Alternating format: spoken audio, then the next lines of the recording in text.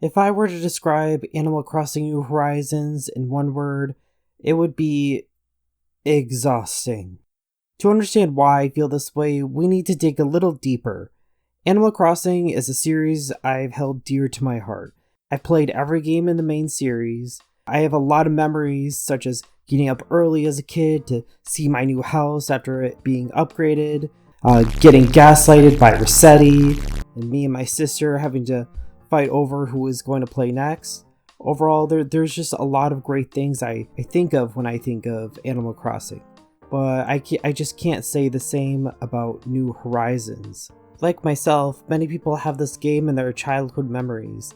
As new entries in the series have been created, people mostly enjoyed them, but many felt that they were getting more of the same thing. A successful game series has two options. It can either choose to be the same to appeal to its fans, but risk being boring and monotonous, or it could change up its formula, but risk alienating its fans. Out of all the games since the original came out, Animal Crossing New Horizons probably has the most changes to its gameplay. Despite all the changes, however, its core experience has changed relatively little. Let's figure out why. First of all, there's a lot of things I do like about New Horizons. I have to mention something really big. To change your hairstyle, it's way easier now. In previous games, you would have to visit this bitch named Harriet. I hate you, Harriet. Not only is her name the worst pun ever, but there were a lot of steps you have to take to get your hair done. First of all, you would have to travel your ass all the way to the salon, which involves dealing with several loading screens. Then, when you finally get there, you have to take a stupid ass quiz which will determine what your hairstyle will be. Now, you can Google how to get certain hairstyles based on which answers to select. However, there's no way to see what the hair in your character will look like beforehand. You might be asking, well, why not just get your hair done again? Here, let me tell you something. Here's the thing. It costs 3,000 bells per haircut, and you can only get it done once per day in the game. What the fuck, Harriet? I hope you die a horrible death. In New Horizons, all you gotta do to change your hairstyle is go to the mirror and voila, you're done. Another thing I liked was how the beginning of the game had a great sense of progression. You start out small and work your way up. You only have access to a small part of the island with only a few villagers. This incentivizes the player to buy passes to travel to unknown islands to collect materials and find new villagers. I was so excited to see who I would meet next and decide if I should invite them to my island or not.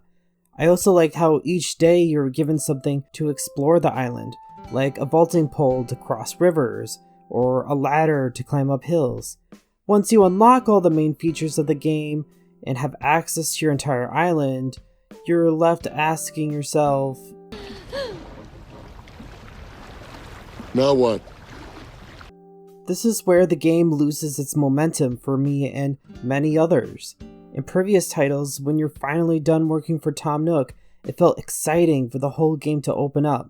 But here, it just feels like the whole game is over. Even traveling to different islands is pointless, especially when you already have your town fully populated and you have the materials you need. The question I keep asking myself is why? Why? Why?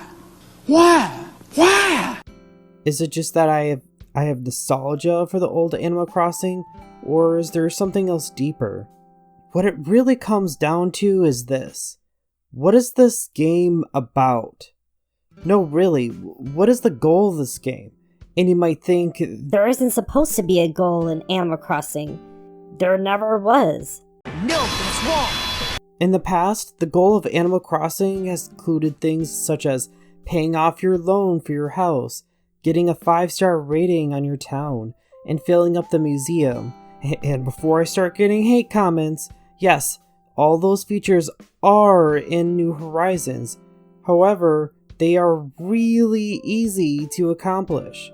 You can easily pay off your house in about a week. You can get a 5-star rating in about a week. And while the museum is pretty damn gorgeous, it was way too easy to fill up quickly. Digging up fossils was such an exciting part of the previous games, but with how many there are in the game, you can get about half of the fossil area of the museum done in about a week. Do you see what I'm getting at here? If there's one point I want to make about New Horizons, it's this. The game adds a lot of new features, and if by features you mean tasks, and if by tasks you mean chores. When the development was designing the game, they were too focused on things such as the crafting, materials, building pathways, terraforming, pattern designing, etc., etc. They weren't thinking about where this all leads to. You could argue that the Nook Miles in the game adds another achievement path. There are many stamps to collect based on the different things you can do in the game, and I do like this. It adds another layer to the game. However, a lot of stamps are things that are just circumstantial rather than strategic, like participating in a fishing tourney or help wisp a certain amount of times. You'll have to wait for the time of day or season before you can work on them. Again, I like this aspect of the game, but there should also be things you can work on in the meantime. There are daily tasks you can do to earn more Nook Miles, but they can feel a bit repetitive. I like the idea of Nook Miles being added in the game since it adds another currency than just bells. No longer can you just farm bells and buy whatever you want. You have to earn miles by doing specific things. But there aren't many things you can buy with Nook Miles. It was exciting to get things such as more pocket space or tickets, but most of the things beyond that are just cosmetic. And that's one of my main gripes about this game. It's just mostly cosmetic. If you love spending hours designing clothes or meticulously building paths and customizing your house to your heart's content, this game is for you. But for me, while I love customization in games, having that be the core gameplay loop, it's just not for me.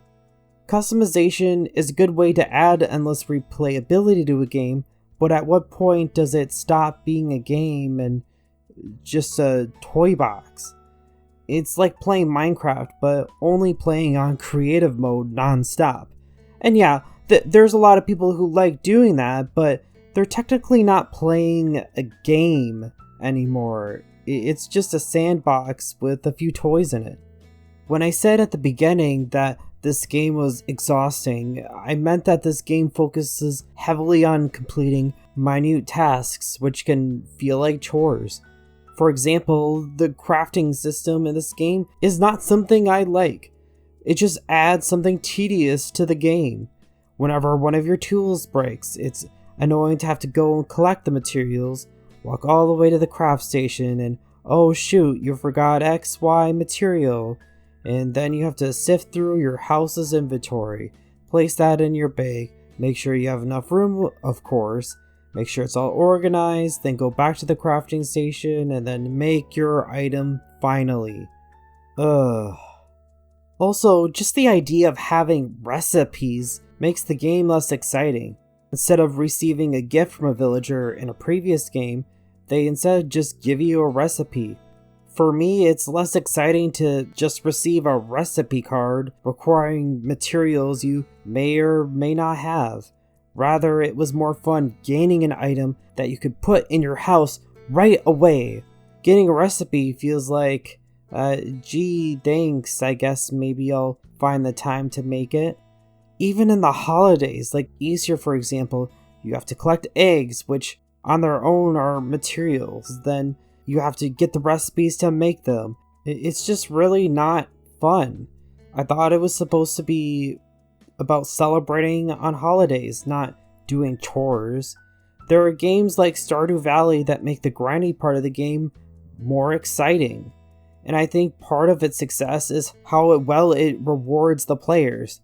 Going to bed every night and seeing all the cash you collect by doing all the things you did just feels a lot more rewarding. In Animal Crossing, there is no payoff to your hard work. It's all just work. You could argue that the previous Animal Crossing games were really grindy too, but the difference is that they were simpler. There wasn't crafting and terraforming and a bunch of added features. When I think about the original Animal Crossing game, I feel relaxed. But when I think about New Horizons, I'm just overwhelmed with this dread and anxiety. Now, here's the thing. There's nothing wrong with having more features, but the more tasks you give the player, there needs to be an equal payoff.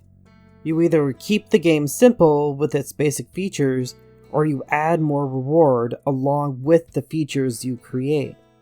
If the true endgame of New Horizons is purely cosmetic, why not just skip the collecting materials part and give the user all the items they can have from the get-go? With all the time traveling that people do in the game, it just makes more sense to allow players access to all the items at any given moment. And you might say, well, that would make the game pretty boring. And I agree. But if you want to give the players a true gameplay experience, rather than just a dress-up simulator, you need to expand on its core of the game. Here's a few suggestions. Now, just to bear in mind, I'm just spitballing so just take all these ideas with a grain of salt. So let's say if the relationship aspect of the game was expanded upon. Imagine if there were more ways to interact with your neighbors and things you could say in the game that had consequences. Based on what you say to a character might stir up some drama. You might also have events that occur that change the island itself.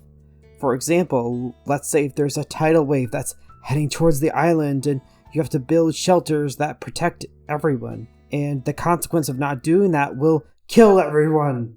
Oh, okay, well, maybe that's a bit extreme.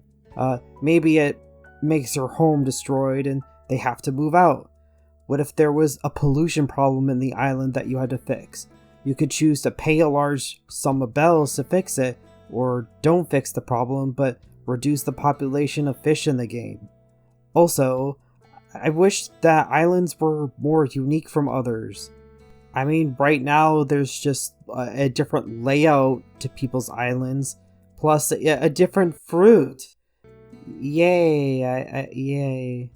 If you didn't have a friend who had that resource, you could keep exploring uninhabited islands to collect more of them.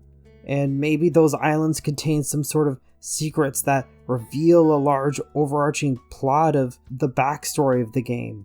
What if discovering an island, you find an ancient artifact and you bring it home, and this artifact grants you magical abilities, but with the cost of giving you a curse? I could go on and on about the different ways to expand the core gameplay loop, but the biggest takeaway is that there should be choices with real consequences. Your actions have consequences! Decisions that make me think hard about what I want, and more in-depth personalities with the people on your island. Honestly, I don't have the exact solution on how to fix Animal Crossing. A lot of people already like its structure. I'm sure many would argue that the changes I suggested would ruin the spirit of Animal Crossing. But honestly, I think spicing the game up is what it really needs. What are your thoughts about Animal Crossing New Horizons? Let me know in the comments.